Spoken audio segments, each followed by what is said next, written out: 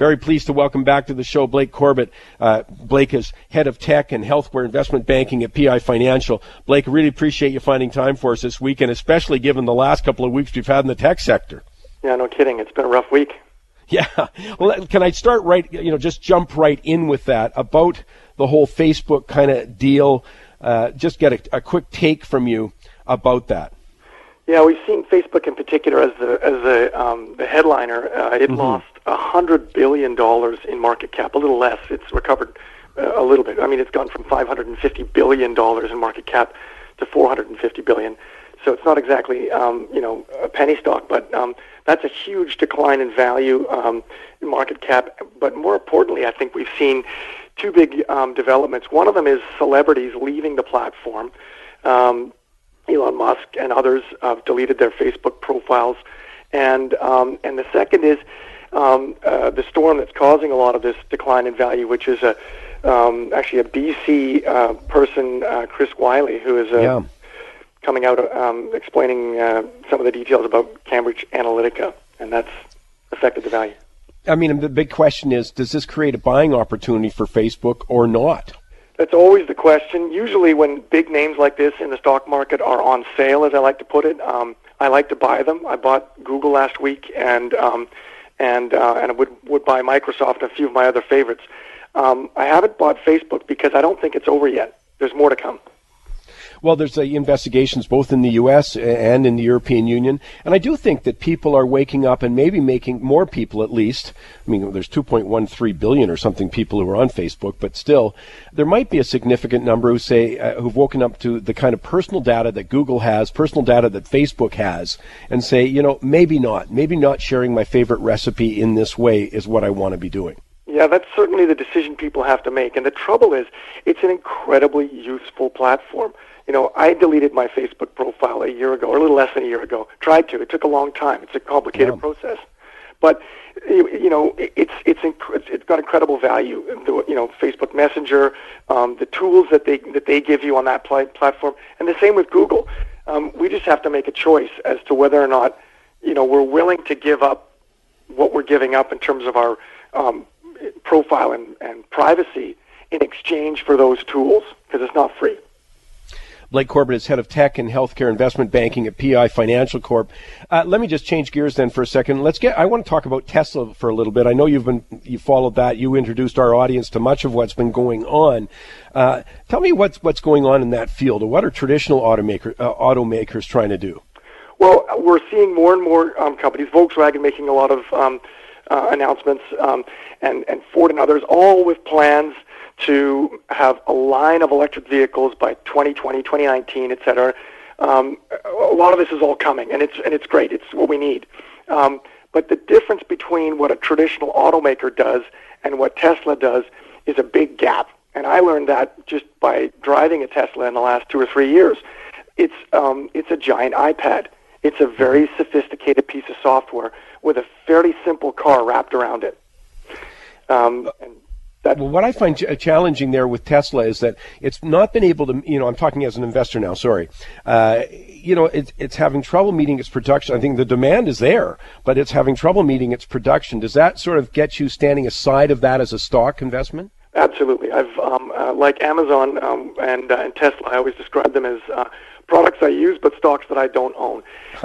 It's really tough to see, how financially Tesla is going to be able to make it, other than that it's a product with a tremendous amount of brand value, and Elon Musk has been able to raise the capital that he needs, debt, equity, and otherwise, to continue that. And if he can get over the hump with this Model 3, then he might make it. But it's not a certainty. I'll throw this out of left field. I'm the type of person who is looking forward to the self-driving car, and everyone on the road with me should be looking forward to me having a self-driving car. I never considered myself a great driver. When do you think I'll see it? When will I be able to walk in and buy one? I think there are two levels of this. One is coming very soon, and the other is quite a bit further away and may not even come in certain circumstances. The first level is driver assistance on the highway in bumper-to-bumper traffic, in simple situations, and in emergency situations. So we're seeing a lot of cars The backup camera on my car is better than my own view out the back. The emergency braking systems, where cars and computers can see an accident ahead of you before you see it, a gap that closes more quickly. 1.5 seconds sometimes before you see it. That's critical timing. Those things are getting loaded onto cars as standard features. We're going to see much more of that, and we're going to see them on lower-end cars across the board. That's the first thing. A car that you get into and you don't touch anything and takes you from point A to point B on on side streets and roads and through traffic signals and stop signs and around cyclists is quite a bit further out, and it's going to take a while. Well, it's funny you mentioned the backup camera, because I put myself in that category of really bad backup drivers. That's where when I feel I'm a bad driver, that's where it shows up, as I hit a little something going backwards a number of times. So, yeah, I love my backup camera. Blake Corbett is the head of tech and healthcare investment banking. I got to take a break, and I'll take it now because I'm going to play the lightning round with him coming up. I want to talk to him a little bit about gold and the cryptocurrencies. I'll do that when we come back with Blake right here on the Money Talks Network. Oh, you guys know Nickelback. Come on, How You Remind Me. Monster hit for the Canadian group. And by the way, in the 2000s, that decade, Nielsen SoundScan says that was the most played record in the U.S. How You Remind Me. Really pleased. I'm always really excited when I get a chance to talk to Blake Corbett, head of tech and healthcare investment banking, PI Financial.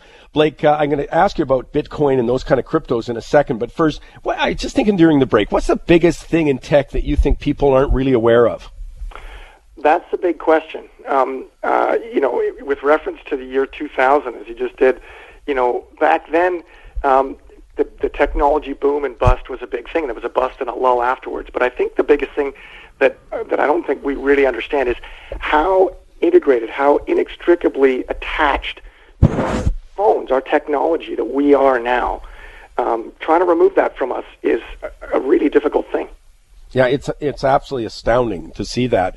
Let me come to another aspect that was, of course, monster news as we came into the end of the year, as people watched Bitcoin, as an example of the cryptocurrencies, seemed to double every day, it seemed like. Now obviously it's had a big settling down, as happens. It happened, I remember that with all of the internet stocks too, but a monster rise, then a big settling down. Can you give me your take on cryptocurrencies? Yeah, well, cryptocurrencies, I'm trained as an economist, and currencies and value and all this kind of stuff are very important. The rise of cryptocurrencies is interesting. It's been fun to watch, but the cryptocurrencies as a category have mostly been useful as a tool of speculation, basically. They don't have much utility yet. Ethereum has probably the greatest usefulness. It's being used in a lot of applications, and we'll see this distributed ledger technology proliferate in a lot of industries. But the currencies themselves are so far just tools of speculation. And that brings us to, it's really where blockchain is where you should focus. Yes, blockchain entirely. That is it's an approach. It's like a set of software languages. It's a technology that is going. We're going to see in everything. Maybe it's behind the scenes, but everything from settling stock trades to insurance claims to contracts and a long list of other things. It'll be used in that respect, kind of behind the scenes. That's the area to focus on. Is there any leaders in that area, or when someone is an investor? We've been talking about blockchain for a few years on this show, and I'm thinking, where is this sort of activity to take advantage of that? So the trick is to look for companies that are using blockchain in one of those aspects and in one of those respects. I could throw out a couple of names. There's a company in Vancouver called BTL. It's listed on the stock exchange. They are working with some very large oil companies and others to apply blockchain technology, distributed ledger technology, in their businesses. Another one, a Vancouver company called Venzi, just listed on the stock exchange. They are a supply chain company, software for the supply chain, and they too use the usefulness of blockchain to make their business, other people's businesses, more efficient. It's just amazing. one of the few intelligent things I think I've said, but that everybody's in the technology business today. I mean, every business ends up being in technology, and it's the blockchain that excites me the most as going forward when I look at the potential there, and with security issues being so prominent now. So yeah, it's just a fascinating area at that point. Do you have a quick comment for me on gold? Because you're talking about cryptocurrencies, and with a background like yours in economics and looking at monetary system, is gold a relic now? Is it going to be sort of substituted by cryptocurrencies when people are worried about the monetary system? Well, I mean, I think that's an area that that's going to be watched very carefully this year or in the next, in the near future, in particular, because as cryptocurrencies are proliferated, people start to see them as a currency in the same light as their own, country currency. When monetary systems get destabilized, the only place to go is gold. So, in that respect alone, I think gold has some interesting future ahead of us in the stock market. What about just quickly Canada? You mentioned two Vancouver companies. One of the differences, as you fully appreciate, being the Canadian Stock Exchange, like the Toronto Stock Exchange, and what's happened in the States is their dominance of these major companies. Facebook, Apple, Amazon, all the things we talk about. We don't have that same sort of dominance in our indexes with that.